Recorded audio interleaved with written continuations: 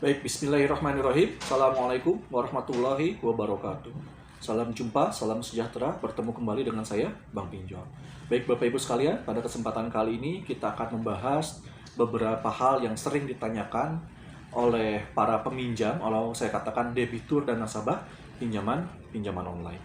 Tetapi sebelum itu, kembali saya sampaikan kepada teman-teman, Bapak Ibu sekalian, yang merasa bahwa channel ini bermanfaat bagi Bapak Ibu sekalian, silahkan klik tanda subscribe, membunyikan lonceng, like video ini, dan apabila kemudian merasa bahwa video ini bermanfaat bagi masyarakat banyak, silahkan share sebanyak-banyaknya, dan apabila nanti ada yang ingin ditanyakan atau yang ingin ditanggapi, silahkan kemudian tulis di kolom komentar. Bapak Ibu sekalian, belum genap 1 bulan saya membuat channel ini. Kalau dihitung-hitung kurang lebih sekitar 2,5 minggu. Tetapi dalam kurun waktu tersebut sudah banyak kemudian pesan yang masuk kepada saya, baik melalui inbox, baik melalui direct message, baik kemudian juga melalui email, dan juga melalui WhatsApp. Nah, banyak pertanyaan-pertanyaan, banyak kemudian keluh kesah yang disampaikan oleh para nasabah dan debitur pinjaman online yang kemudian gagal bayar ataupun kemudian berpotensi gagal bayar. Tetapi percayalah, dari seluruh kemudian pesan yang masuk, hampir semuanya mengatakan bahwa mereka ingin bertanggung jawab dan ingin kemudian membayar hutang-hutangnya. Jadi buat orang-orang yang mengatakan hutang tuh bayar makanya gitu kan, karena nyinyirnya, Anda tidak tahu bahwa niat mereka itu ingin membayar tapi kondisi keuangan mereka memang tidak memungkinkan. Atau bahkan ada yang kemudian mereka benar-benar terjebak, sehingga kemudian ketika mereka terjebak dan terlilit, kemudian mereka menjadi korban. Kalau saya katakan ada beberapa hal, korban penipuan dan lain sebagainya. Nah, ini yang kemudian harus kita berempati kepada mereka. Tapi ada juga pertanyaan-pertanyaan yang membuat kemudian saya berpikir dan merenung. Nah, salah satu pertanyaan yang membuat saya berpikir dan merenung itu apa? Contoh begini. Saya pernah mendapatkan pesan seperti ini. Bang, kalau gagal bayar di salah satu aplikasi aman atau tidak? Dan itu pesan itu banyak. Yang menyebutkan, Bang, kalau saya gagal bayar di aplikasi A, B, C, D, E, aman atau tidak? Saya merenung dan saya berpikir. Saya lalu balik bertanya kadang-kadang, yang dimaksud aman itu apa? Kita garis bawahi ya. Yang dimaksud aman itu apa? Ini penting, karena kalau kemudian kita tahu, kemudian kita memiliki kesamaan sudut pandang terkait dengan aman, maka jawaban ini selesai. Akhirnya satu kesimpulan yang diambil, yang disebut dengan aman ini, apakah kemudian aplikasi ini punya DC atau tidak? Saya katakan kepada yang bersangkutan waktu itu langsung, kalau debt collector atau kemudian penagih hutang melalui sistem, baik melalui aplikasi WhatsApp atau kemudian melalui SMS dan melalui telepon, saya bilang seluruh aplikasi pasti ada, baik yang legal maupun yang ilegal.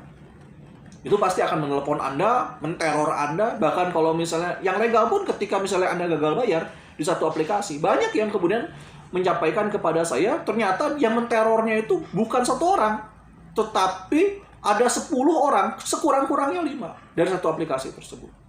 Ketika Anda jatuh tempo misalnya Anda gagal bayar di aplikasi A, legal misalnya. Jatuh tempo misalnya pada hari Senin, pada tanggal kemudian 30 Mei misalnya. Nah, pada tanggal 30 Mei tersebut, dari pagi hari, dimulai jam 9 pagi, itu sudah mulai masuk orang yang mengingatkan Anda terkait dengan kondisi Anda jatuh tempo. Dan yang mengingatkan tidak 1 orang. Mengingatkannya sekurang-kurangnya, paling kurang, paling minimum, itu 5. Nanti naik lagi, ketika jam 12 itu naik lagi menjadi 10. Kan seperti itu. Jadi kalau bicara debt collector, seluruh aplikasi pinjaman online memiliki debt collector. Atau penagih yang kemudian menagih melalui telepon, melalui WA, gitu kan. Dan ketika Bapak Ibu sekalian merasa diteror, ya itu resikonya. Gitu kan, resikonya itu memang seperti itu, gitu kan. Nah, ternyata ketika saya tanya maksudnya apa, ternyata yang dimaksudkan ada atau tidak debt collector atau debt collector yang kemudian di lapangan.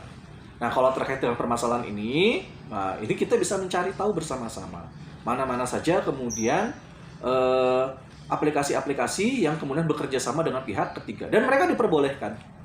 Dalam beberapa video saya pernah sampaikan juga bahwa kemudian ada kesalahan persepsi dan kesalahpahaman di tengah-tengah masyarakat. Dia selalu mengatakan lebih dari 90 hari aplikasi pinjol yang legal tidak boleh menagih kembali. Betul. untuk internalnya, tapi ternyata dia bisa melimpahkan penagihan kepada pihak ketiga. Dengan cara seperti apa? Bisa dengan cara menelepon, dengan pesan WA, atau datang ke rumah. Bagi platform-platform pinjaman online yang memang sudah bekerja sama dengan pihak ketiga.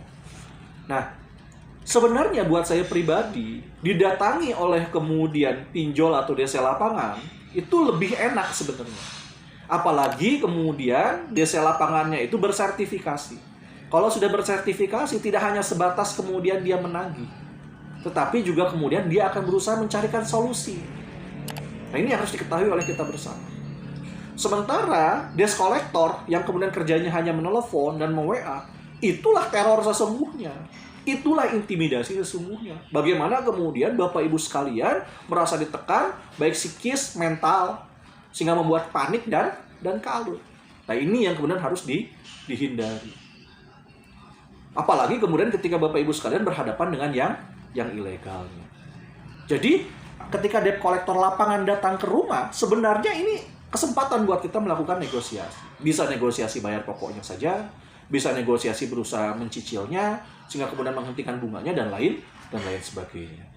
Tetapi biasanya penagih-penagih yang melalui telepon dan WA inilah yang kemudian tidak mau tahu. Dia tekan terus sehingga kemudian Bapak Ibu sekalian panik, Bapak Ibu sekalian kalut, sehingga kemudian mengambil langkah yang salah, jalan yang salah. Banyak kemudian karena panik dan kalut ini mereka salah langkah, salah jalan. Masih mending kalau kemudian masih gali lubang dan tutup lubang, walaupun saya kemudian selalu mewanti-wanti jangan lakukan ini. Atau kemudian membayar perpanjangan. Saya juga sering wanti-wanti dan banyak channel YouTube lain mengatakan wanti-wanti jangan lakukan ini. Bagaimana kalau kemudian Bapak Ibu sekalian karena kalut dan paniknya kena tipu? Banyak kemudian kasusnya. Karena panik dan kalut untuk kemudian menutupi pinjaman online yang sudah menteror dan mengintimidasi Bapak Ibu sekalian. Akhirnya Bapak Ibu sekalian kena tipu.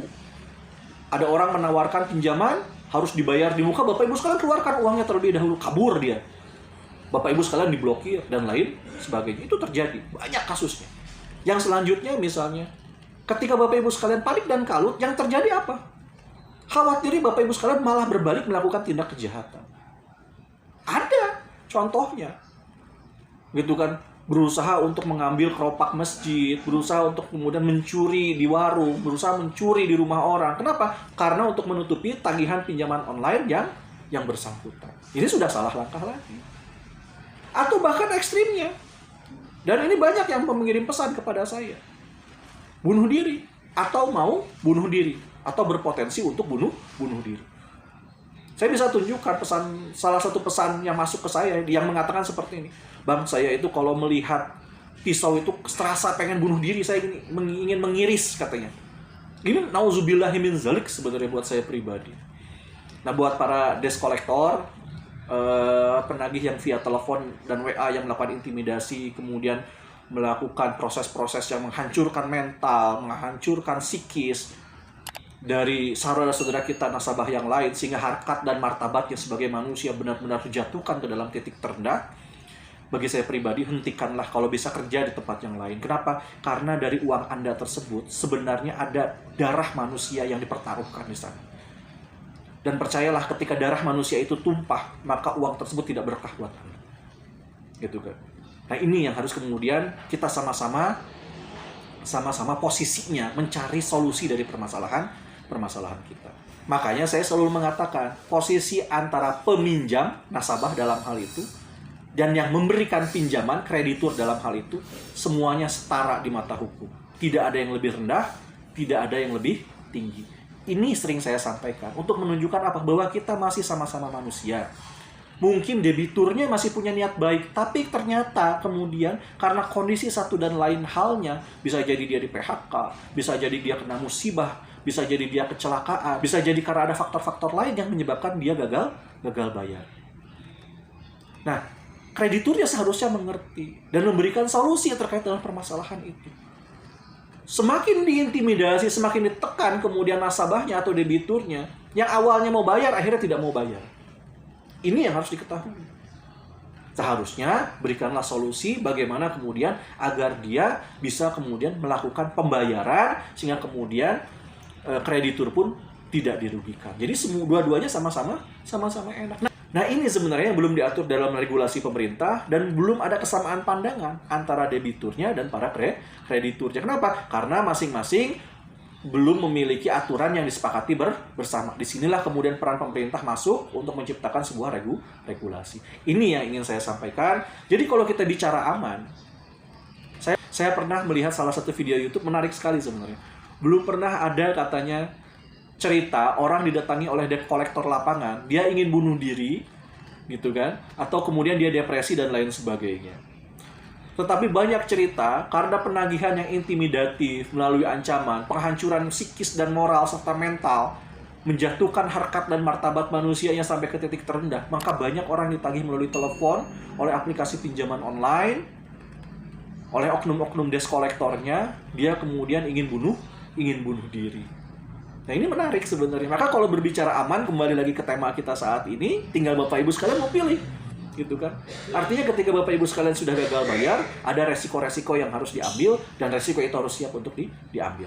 Kembali dari saya, apabila ingin keluar dari pinjaman online, berhenti kemudian gali lubang tutup lubang, selesaikan kemudian permasalahannya satu persatu, persiapkan mental Anda, kuatkan mental Anda, jangan kembali lagi kemudian melakukan hutang baru dan restrukturisasi keuangan Anda. Sekian dari saya. Billahi taufik wal hidayah. Assalamualaikum warahmatullahi wabarakatuh.